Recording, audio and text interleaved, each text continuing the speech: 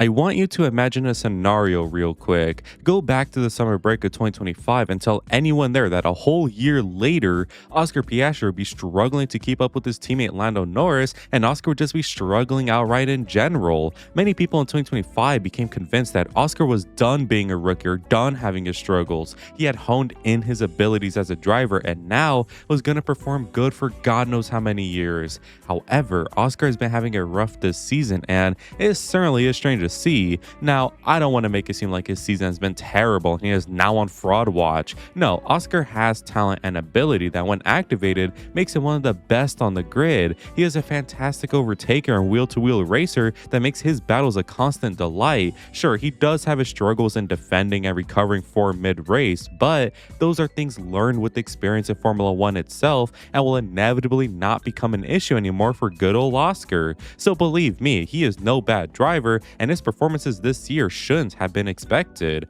But is that really a good thing? Like I implied, most would believe that 2026 would be better or the same for Oscar as 2025, and even if the results wouldn't have been the same, at least the level of driving would.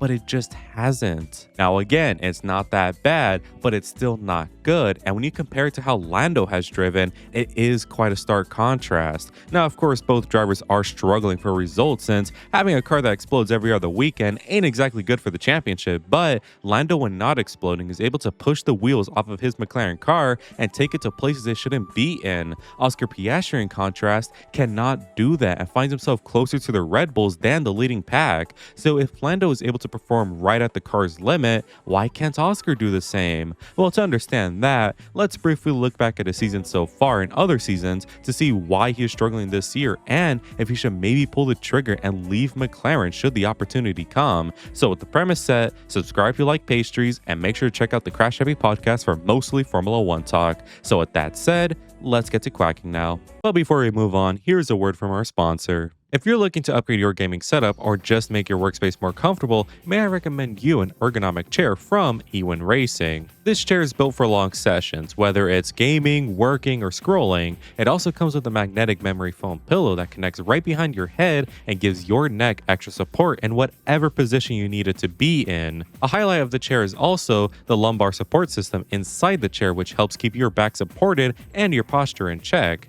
The magnetic padded armrests are also fully adjustable, so you can find the position that feels right just for you. Many Ewin chairs, including the one I am using, the Flash XL, uses a temperature and pressure sensitive foam core, meaning the chair adapts to your body style for a more comfortable and supportive feel while also staying durable over time. And this chair is built tough since it can hold upwards of 500 pounds, while most other chairs usually cap out at around 300 pounds. So this of course means you have better stability, stronger support, and a chair just made for more people. Ewin chairs also help reduce discomfort, improve posture, and keep you comfortable no matter how long you've been at your desk. So if you want an Ewin chair for yourself, head over to ewinracing.com and use code DUCK for a 25% off discount using a link below in the description and the pinned comment. And believe me, this is the type of chair that when you first sit on it, you just start wondering to yourself how and why you've been staying with your old chair for so long. Again, use code DUCK as it appears on screen for a 25% off discount when purchasing the chair using a link below. So with that said, let's get back to the video.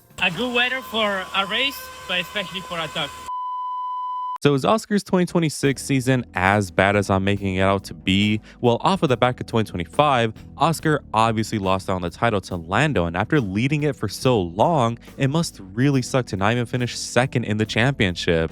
Oscar would obviously seem very battered for 2026 and perhaps would never perform like he did in 2025 ever again. Well, that didn't happen since Oscar is a good driver at the end of the day, so in preseason and shakedown, he looked just fine driving the car and nothing was shown to us that will make us believe that he is a lost talent. However, it was clear that McLaren will find things harder this year since not only does Mercedes debut a rocket ship like most expected, but Ferrari debut a pretty fast car too, which went against everyone's expectations. At best, McLaren were like third fastest, but since Red Bull have the best engine and driver, maybe that title wouldn't even be guaranteed. Well, whatever. At least Oscar and Lando could still drive good. So as we head into the first round of the season at Oscar's home track Melbourne in Australia, what does Oscar show for us? Nothing.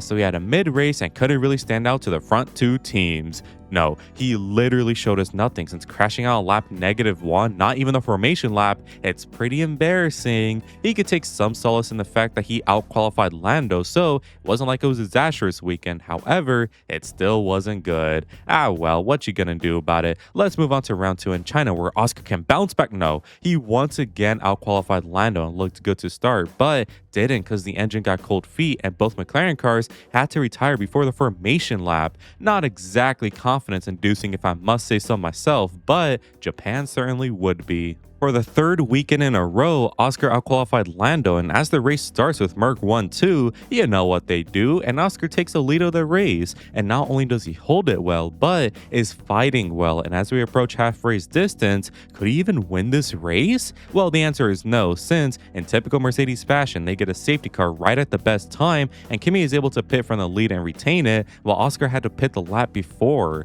He was able to claw his way back to second in a valiant effort, but a potential win was taken away due to bad luck. Regardless, what a great race by Oscar. Am I crazy for suggesting he is struggling this year? Well, as we return from the April break in Miami, McLaren debuts some sick-ass upgrades that give them a much-needed performance boost, and in Miami, Lando is the leading McLaren by winning the sprint race and fighting really hard for the win in the main race. Meanwhile, Oscar would have a bit of a struggle as he qualified in 7th to Lando's 4th. However, he would have a good race by clawing his way forwards, and courtesy of Charles Leclerc pushing flat out nature, got P3 by the end of it. Canada will be more good shit for Oscar as the sprints were mighty fine and he qualified 4th right behind the Mercedes pair and Lando. Canada is a track that Oscar usually struggles at, so if he could be this high up in the 2026 McLaren car, maybe I am stupid for suggesting his season has been bad. Well, McLaren would pull a dummy on their driver since they started them on the Inter tires, and I don't think it's raining, folks. So despite Lando taking the lead, both McLarens bail and are now stuck in the midfield. During this time, Piastri would try and send a move on Albon, and the keyword is try. Oscar got a 10-second time penalty and major damage to his car, so the race is ruined and he fails to score points. At least Lando exploded, and from here on, Oscar's season would start to go downhill quick. Monaco did see him outqualify Lando, but it was in 7th and he finished in 5th, only after some front runners got shoved out the way though. In Barcelona, he got outperformed by Lando in both quali and race, which led to Lando getting a podium and Oscar getting nothing in 5th. Austria would be a much better weekend though, since while McLaren struggled all weekend long and Lando had some car issues, Oscar would finish brilliantly in 4th ahead of both Ferraris and just drive supremely well. However, Silverstone would end this happiness since all weekend long, he got dunked on by Lando and was really struggling to stay with the leading pack. The race also saw him get in an incident at the start, which relegated him down the order and ultimately finish it with no points. So it's been a season of highs and lows. However, when Oscar is performing high, he is still showing his raw talent. But when he is performing low, interestingly enough, it reflects a problem that he has had for a while now. Either way, in both his highs and lows, the McLaren car is simply not good enough at this stage, and when Lando is world champion at the team and bleeds papaya, Anyways, if Oscar should do what I just implied, is one bad year all it really takes? Well, the thing is, Oscar has been having problems with McLaren for a while now, and it does take more than one bad year to see him do something big, obviously. Take, for example, last year. All throughout 2025, Lando and Oscar were close to each other, both gunning it for the title.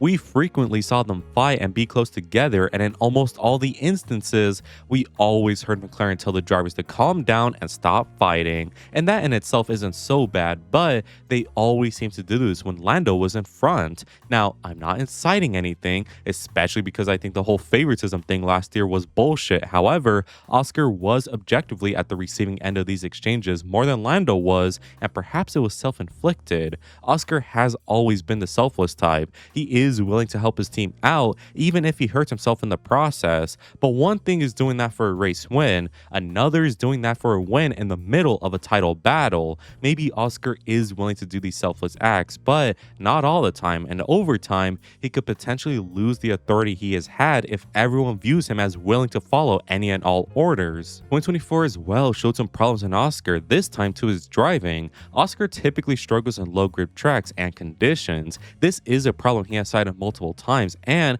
considering the tire fest that was Barcelona and the cold windy shitstorm that was Silverstone, I would say this problem has not gone away for Oscar just yet. So just imagine when we get to tracks like Coda, Mexico, and Vegas, Oscar has showed little progress in reversing this blip of his, and maybe a change in environment is all he needs to reverse this. Either way, Oscar's time at McLaren has been mired by mistakes from his and the team's side, and it seems that the partnership between them with every passing year is potentially deteriorating. But let's say he does stay. Is McLaren really the team he should be with? Well, some may point to 2025 and be like, duh, they built him a super fast car and nearly won the title. He could do it again next time. But see, 2025 they were great and now they are mid. This is not the first time this happens. 2021 saw McLaren performing pretty good with some podiums here and there and a win as well. 2022 under new reg should have been better, but they were pretty ass throughout the year. However, did recover some pace and had some good trajectory towards 2023, but they debuted that year with the worst car on the grid. However,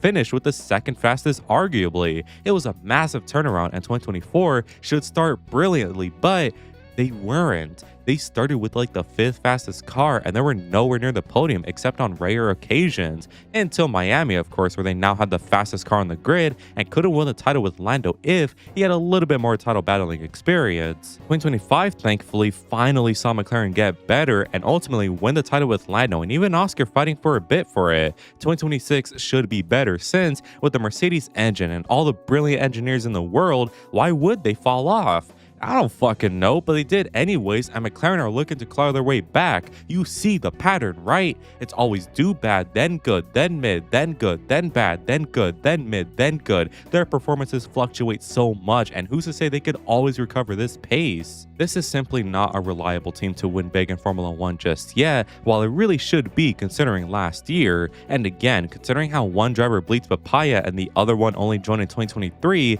is it really reliable for drivers not named Lando Norris? So let's quit beating around the bush. Should Oscar leave McLaren at the end of the year? Despite having some good performances for McLaren here and there, and overall not having a terrible season like I said before, it's still not what one should want out of the team, especially after last year. And again, when the other seat is taken up by a driver who has bled papaya since 2019 and is now a world champion, who's to say this fair papaya rule stuff will last? But ultimately, I think the nail in the coffin for Oscar should be the recent rumors about Max heading to McLaren potentially. Now, I highly doubt that will ever happen, but the rumor sprouting up in the first place should show him that within the team, some do not see him as permanent and the expendable one. Oscar shouldn't take that shit. He was fighting for the title last year and has some good performances this year. Either way, I hope Oscar realizes that there is no future for him at McLaren, and if he stays, he will slowly but surely turn into the right-hand man of Lando, the Felipe massification of Oscar Piastri, if you will. I really hope for Oscar's sake that he does leave McLaren behind, because he is just too good to just be the second driver at McLaren. And even if McLaren do keep things fair or whatever, Oscar is still never going to get the same appreciation at the team, quite like champion Lando Norris will get. But I don't want to make it seem that this is all Lando's fault and him ruining Oscar's life. No, I have consistently said that Lando is a better driver than Oscar. However, that don't change the fact that Lando's influence will soon become too much at McLaren, and a high caliber driver like Oscar will soon become incompatible with the team. So I say he should bail out of McLaren ASAP. However, to where? Well, there is one obvious choice, and that is, of course, Red Bull. However, this is not a good move, and let me explain. Firstly, the good stuff. Max Verstappen is surely bound to leave or retire very soon, and with Red Bull needing a high caliber driver to fill in the void, as Isaac Hadjar is still not ready in my eyes, Oscar will fit right in at the team. Oscar should be Hadjar consistently, I would imagine, and Red Bull now have a good driver to build around and develop Isaac simultaneously without worrying about driver battles or whatnot. However, there is an issue with this. Oscar is not a Red Bull Academy driver. Oscar's place in the team is perhaps only temporary, as Laura Mekis waits for the talents of Hadjar, Lindblad, and Solov to truly flourish and be ready to launch Red Bull back to the stratosphere with their own talent. The only reason why Checo was kept on for 2024 was because Horner and Hellman had no better Red Bull talent options to replace him, despite his extremely poor performances in the middle part of 2023, which is why they did not hesitate to promote Liam at the end of 2024 and subsequently Yuki a few races later. However, even that was too premature. So what Mekis would do, I'd imagine, is sign Oscar for Red Bull and favor him in most things in the team. However, once Isak is starting to really fight him, push Oscar aside for one of their RB talents. And by that time, let's say it has taken 3 to 4 years, the RB talents surely have way more experience to do good at Red Bull compared to Yuki's and especially Liam's time when they rose up to Red Bull, along with actual nice treatment for once. So just like that, Oscar is without a seat once more. All of this was to basically say Red Bull is not that reliable of a seat just yet for Oscar, and the search for a team that he could fully mold and settle into his own will have to wait if the opportunity ever arises, because Leclerc is at Ferrari and will be until he dies. He can try and go there after Lewis retires, but Ollie is basically guaranteed that seat anyways, and even if Oscar still signs, Leclerc will still be the number one, and even then, I think Charles can beat Oscar consistently anyways. He can try and go to Mercedes, but Kimi is the main guy there, and George is also a main guy. Either way, I doubt Oscar can be either of them. He can try and go to one of the midfield teams with big projects, but that's a gamble and they don't always pay off. I reckon Oscar would just be team hopping for a while in his career, and surely one of the teams will have to stick, right? Maybe it is Red Bull, maybe someone else. Either way, I doubt there is a future for Oscar at McLaren, so time will only tell what happens to good old Oscah Pastry. So those are my thoughts on Oscar. I truly wish the best for him since he is a driver I love to watch. I don't think he is the best on the grid, but good enough that he should be fighting for titles, so let's see what happens in his career. Anyways, I want to give a quick shout out to all my Brazil flock for the continued support, and make sure to join up for your cool benefits as well as just helping me out. So if you enjoyed today's video, make sure you have a like and subscribe since it really helps me out. Make sure to let me know in the comments what you think of this, and as always, have an amazing day. Good weather for the duck.